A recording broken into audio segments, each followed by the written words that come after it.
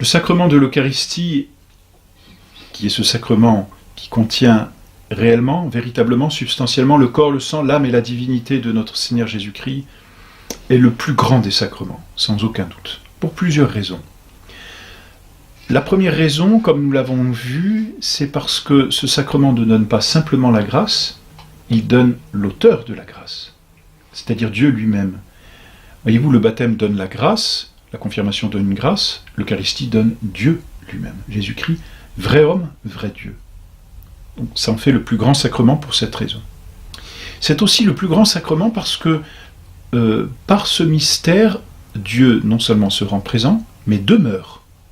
C'est-à-dire que on parle du Saint-Sacrement, parce que le Saint par excellence, Dieu lui-même est présent, mais non seulement il est présent, mais il demeure. C'est-à-dire que tant que les espèces sont là, la présence de Dieu demeure, de sorte qu'on peut venir l'adorer dans le Saint-Sacrement. Il se rend présent, mais il se rend non pas ponctuellement présent, mais d'une façon stable, d'une façon qui dure dans le temps. Donc c'est un sacrement qui demeure, alors que tous les autres sacrements sont transitoires, on dit, c'est-à-dire passent. Par exemple, le baptême, c'est un acte. Bien sûr, l'effet du baptême demeure, c'est entendu, mais le baptême lui-même passe. La personne, on dit, elle est baptisée, au passé. Tandis que notre Seigneur, nous disons, il est présent au présent. C'est-à-dire qu'il est là. Ce n'est pas simplement un effet du sacrement, c'est le sacrement lui-même. Voyez. La confirmation, c'est pareil, elle passe, tous les autres sacrements passent. Tandis que le sacrement de l'Eucharistie, lui, demeure. Nous voulons Dieu, c'est notre Père. Nous voulons Dieu, c'est notre roi. Et puis enfin, c'est aussi le plus grand sacrement, pour cette raison que tous les autres sacrements convergent vers lui. On est en principe baptisé pour pouvoir communier. On est confirmé pour mieux profiter encore de la Sainte Eucharistie. L'ordre, le mariage, tous les autres sacrements sont ordonnés à la Sainte Eucharistie. C'est donc le plus grand sacrement. Dieu décide de rester parmi les hommes. C'est merveilleux. Notre Seigneur est venu sur la terre, c'est déjà quelque chose d'incroyable, que Dieu s'incarne, que Dieu décide de vivre au milieu des hommes, c'est quand même quelque chose d'absolument merveilleux. Mais non content de nous manifester sa bonté en venant vivre 30 années parmi nous, notre Seigneur a trouvé le moyen de rester au milieu de nous. Et ça, c'est une preuve d'amour. Voilà pourquoi on appelle aussi ce sacrement le sacrement de l'amour ou le sacrement de la charité. Pourquoi ? Mais parce que l'une des preuves d'amour, c'est de demeurer auprès de ceux que l'on aime. Ceux qui s'aiment veulent demeurer l'un avec l'autre. Eh bien, notre Seigneur a trouvé ce moyen de demeurer parmi nous. C'est donc le sacrement de l'amour par lequel Dieu se rend présent et reste présent au milieu de nous dans le Saint-Sacrement. C'est absolument merveilleux. Mais notre Seigneur a trouvé encore mieux, c'est que non seulement il demeure parmi nous, mais vous savez aussi que l'amour va plus que dans la présence, disons, physique de l'un à l'autre, l'amour établit une présence que l'on appelle psychologique, c'est-à-dire une intimité telle que, comme dit saint Thomas, l'aimant est dans l'aimé et l'aimé est dans l'aimant. C'est pas simplement une intimité physique, c'est une intimité psychologique, c'est la plus grande intimité qui existe. C'est-à-dire que ceux qui s'aiment se portent l'un dans l'autre dans le cœur. Celui qui aime quelqu'un, un ami, porte son ami dans son cœur et l'a toujours présent en lui. Et inversement, c'est ce qui définit une amitié. Il y a donc une union des âmes, et je crois que c'est saint Basile, ou peut-être saint Grégoire de Nazianze, qui disait que finalement, deux amis, c'est une seule âme en deux corps différents. Et c'est une très jolie définition de l'amitié qui manifeste bien cette union psychologique intérieure des âmes qui définit justement l'amour. Eh bien, notre Seigneur a trouvé un moyen assez incroyable de s'unir à nous, c'est ce que l'on appelle la communion. Le mot communion, étymologiquement, veut dire union avec, cum union, s'unir avec quelqu'un. Notre Seigneur trouve le moyen d'abord de rester parmi nous, preuve d'amour, mais de s'unir à nous pour nous dire combien il nous aime, parce que lui veut l'union à nos âmes. Et s'il la veut, c'est qu'il nous aime. Mais nous, si nous l'aimons, nous la voulons aussi, naturellement. Quand on aime quelqu'un, on veut s'unir à lui. Eh bien, cette union, on l'appelle la communion. Par la communion, notre Seigneur a trouvé le moyen de s'unir à nous, non seulement de s'unir à nous, puisque nous pouvons le recevoir comme nourriture, mais en s'unissant à nous, de nourrir notre âme et de désirer plus ardemment une union et de renforcer cette union. C'est absolument incroyable de bonté, de richesse que ce sacrement. Et ils sont bien malheureux ceux qui ne perçoivent pas, ni même ne goûtent la richesse de cette présence de Dieu qui se donne à nos âmes, qui se rend présent à nous, qui nourrit notre âme, et qui, en nourrissant notre âme, vient comme rendre sa présence plus pleine, plus enracinée en nous, et nous rend plus aimants de lui, finalement, plus proches de lui. Il nous unit à lui. Voilà le mystère de ce sacrement qui nous est donné en communion. Le Saint-Sacrement est pour nous une véritable nourriture. Ma chair est une nourriture, et mon sang est un breuvage. Qui mange ma chair et boit mon sang a la vie éternelle en lui. Et je demeurerai en lui, et il demeurera en moi. Les paroles de notre Seigneur sont extrêmement claires, et elles sont absolument magnifiques, parce qu'elles sont pleines d'amour de Dieu pour les hommes. Il faut donc prendre l'habitude de communier, c'est-à-dire de recevoir Jésus-Christ présent dans le sacrement de l'Eucharistie comme nourriture de notre âme. Voilà ce qu'est la communion. La communion n'est pas nécessaire de moyens, c'est-à-dire une nécessité de moyens, c'est ce sans quoi on ne peut pas, obtenir quelque chose. Le baptême, nous l'avions dit, est nécessaire de moyens, c'est-à-dire que celui qui n'est pas baptisé ne peut pas être sauvé, ne peut pas aller au ciel. Tandis que celui qui n'a pas communié peut quand même aller au ciel du moment qu'il est baptisé.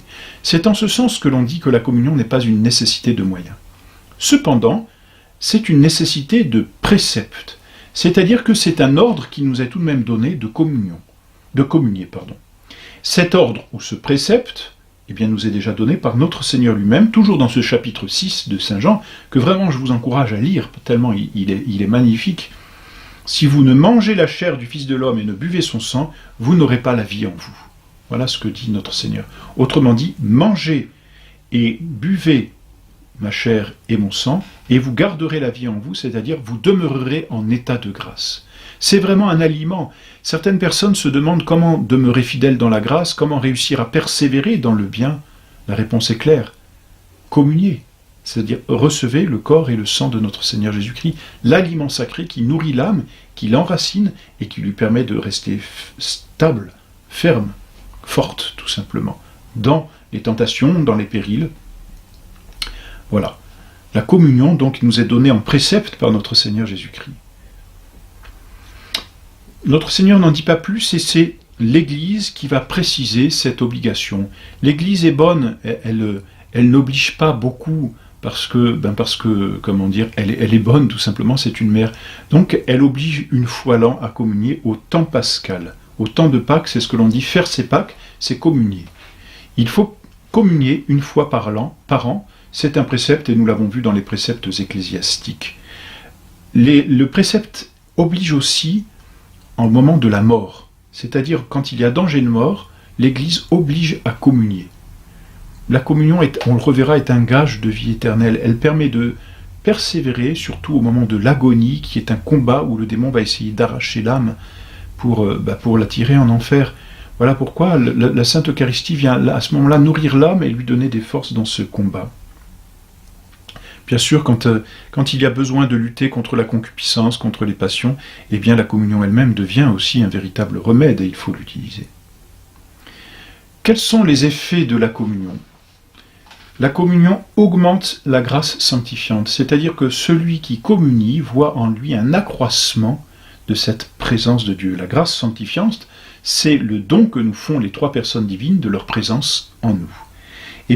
Lorsque nous communions, le mot le dit, nous sommes unis intimement à notre Seigneur Jésus-Christ. Et chaque fois que nous nous initions à lui, cette union est renforcée, c'est-à-dire que le lien par lequel nous sommes avec notre Seigneur Jésus-Christ, ce lien est renforcé, l'union est renforcée, et plus l'union est renforcée, plus la présence de Dieu en nous est enracinée, et plus cette présence est enracinée en nous, plus l'âme est comme divinisée, selon le mot même de Saint Pierre dans son épître. Donc, premier effet, c'est d'accroître la grâce sanctifiante, c'est-à-dire enraciner l'âme en notre Seigneur Jésus-Christ. Ensuite, il y a une augmentation de grâce actuelle, sacramentelle propre au sacrement, c'est-à-dire beaucoup de grâces actuelles qui vont aider l'homme qui communie dans son devoir d'État à l'accomplir toujours plus fidèlement, toujours plus surnaturellement. Voilà. Et puis, si vous voulez, un peu comme la nourriture matérielle vient réparer les forces de notre âme, de notre corps, ainsi la nourriture spirituelle va venir réparer les forces de notre âme. Donc, il y a une augmentation de la grâce sacramentelle, un accroissement des grâces actuelles. De ce fait, et par conséquent, il y a un affaiblissement des passions. Et ça, je pense que tous ceux qui ont l'habitude de communier le savent bien. La communion vient affaiblir les mauvaises tendances, les mauvais penchants, les mauvaises passions, et même la triple concupiscence qu'il y a en nous. C'est un effet du Saint-Sacrement. Exactement, parce que quand Dieu est présent, le démon se retire, il en a peur, bien sûr, et puis surtout, Dieu reste le maître même du démon. Et puis, c'est un gage de la vie éternelle, parce que celui qui communie reçoit notre Seigneur, il reçoit le ciel lui-même. Donc celui qui communie, il est comme déjà un peu dans l'éternité, ou plus exactement, l'éternité est en lui. Quand nous communions, n'est-ce pas, Dieu vient en nous, quand nous mourrons, nous allons en Dieu. Bien sûr, à condition d'être en état de grâce, c'est entendu. Mais voilà aussi pourquoi celui qui est en danger de mort doit communier. En recevant Dieu dans la communion, Dieu le reçoit en lui. Quand la vie éternelle vient dans une âme, eh bien cette âme entre dans la vie éternelle au moment de la mort. Et donc celui qui meurt après avoir communié, c'est un gage de vie éternelle, c'est-à-dire qu'il a l'assurance d'aller au ciel. C'est certainement l'une des plus belles preuves que puisse nous donner notre Seigneur de notre salut. Pouvoir communier au moment de la mort, c'est nous assurer d'aller au ciel, tout simplement. C'est un gage de la vie éternelle. Et celui qui prend l'habitude de communier ici-bas régulièrement, eh bien, prend l'habitude de placer son âme, de disposer, son âme à la vie éternelle. Ça aussi, c'est quelque chose d'absolument merveilleux. Vous voyez, comme le bon Dieu est bon, en nous proposant la vie éternelle, il nous donne vraiment tous les moyens de l'obtenir, cette vie éternelle. Simplement, pour communier, il faut y être disposé. Il y a plusieurs sortes de dispositions. Il y a bien sûr les dispositions de l'âme et quelques dispositions du corps aussi. C'est normal, lorsque nous communions, nous recevons notre Seigneur réellement présent sous les apparences, donc il y a un signe sensible, corporel, on peut dire. Donc voilà pourquoi le corps lui-même doit être, aussi disposé à recevoir notre Seigneur, et l'âme surtout. En principe, il faut l'usage de la raison, c'est ce qui est demandé, bien sûr, et une instruction suffisante pour recevoir licitement le Saint-Sacrement. Mais surtout, l'âme doit être en état de grâce. Une âme qui est en état de péché mortel ne peut pas recevoir le Saint-Sacrement. Pourquoi ? Parce qu'en état de péché mortel, elle est constituée ennemie de Dieu. Par le péché qu'elle a commis, elle a chassé la présence de Dieu. Et donc, elle ne peut pas recourir à ce sacrement. On dira, mais pourtant Dieu est là, elle va retrouver Dieu. Non. Pour retrouver Dieu, il faut, et on va le voir après, ce sera le sacrement que nous verrons ensuite, il faut se confesser, c'est-à-dire d'abord faire pénitence et regretter son péché. On ne peut pas recevoir l'amitié divine, le sacrement de l'amour, si auparavant on a manifesté une preuve d'inimitié par le péché. C'est logique. Et les modernistes sont tragiques de ce point de vue-là, lorsqu'ils permettent à n'importe quelle âme de communier en état de péché mortel. Et malheureusement, il nous arrive bien souvent d'avoir des fidèles qui viennent nous voir en nous disant qu'ils peuvent communier, et ce sont des curés qui leur ont dit cela, même en état de péché mortel. Hélas, et c'est absolument tragique, parce que c'est un irrespect pour l'amour et la charité que Dieu a pour nous. C'est faire fi de l'amitié divine, et c'est prendre Dieu pour quelqu'un de bonasse, c'est-à-dire qui passe au-dessus de tout. Mais non, une amitié, c'est une fidélité. Et il n'y a qu'à relire certaines phrases dans l'Écriture, notamment dans les livres de la sagesse, pour dire que les coups qui blessent l'amitié, c'est-à-dire le péché, et le péché mortel qui tue l'amitié, eh bien, ça ne se répare pas comme cela. Il faut donc auparavant s'en confesser. Celui qui est en état de grâce peut communier, c'est entendu. L'état de grâce est nécessaire à la communion. Voilà. Et ensuite, il faut bien sûr une foi vive dans ce Saint-Sacrement, c'est entendu, une certaine humilité. Dieu lui-même est assez humble pour se donner à nous sous les apparences du pain et du vin, et ne pas apparaître glorieusement, à nous d'avoir une humilité en le recevant.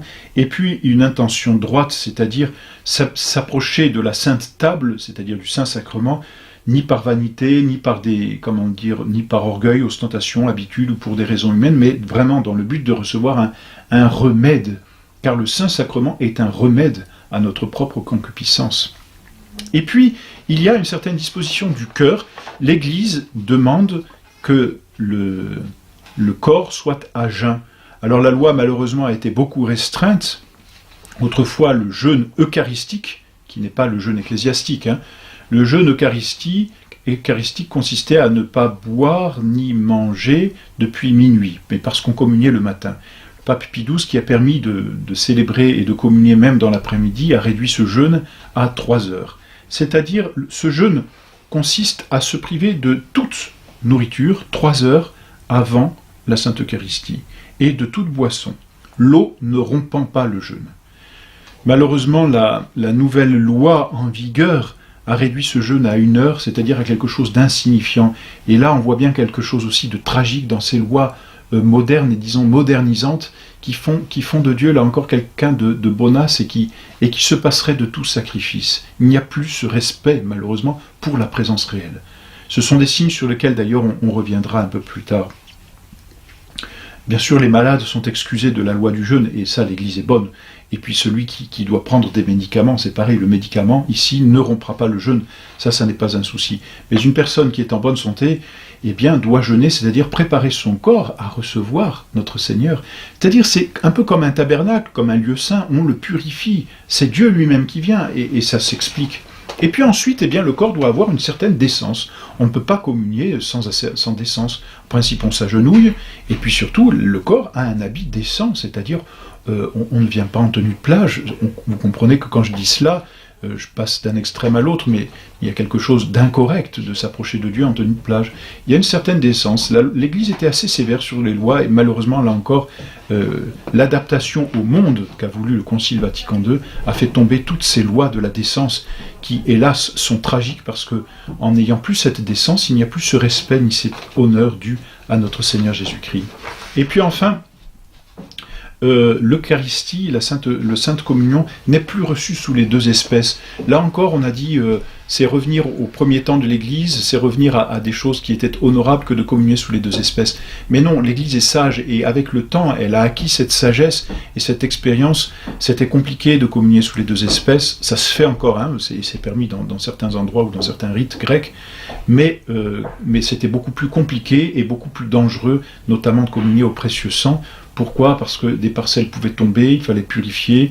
Bon, et puis vous imaginez qu'on communiait tous dans la même coupe, c'est assez délicat aussi.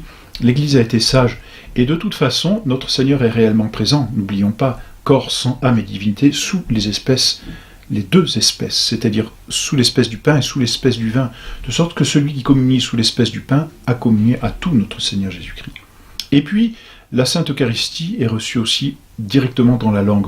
Effectivement, et on dira autrefois dans les premiers temps, et on trouve des textes dans les pères de l'Église, toi quand tu vas communier, mets bien ta main droite sur ta main gauche pour recevoir le Saint-Sacrement. Effectivement, autrefois c'était donné directement dans la main, mais là encore la sagesse de l'Église est telle que par respect, c'est le prêtre qui donne directement sur la langue notre Seigneur Jésus-Christ à genoux, simplement par respect. Voilà donc pour ce beau sacrement qui nous a donné en communion.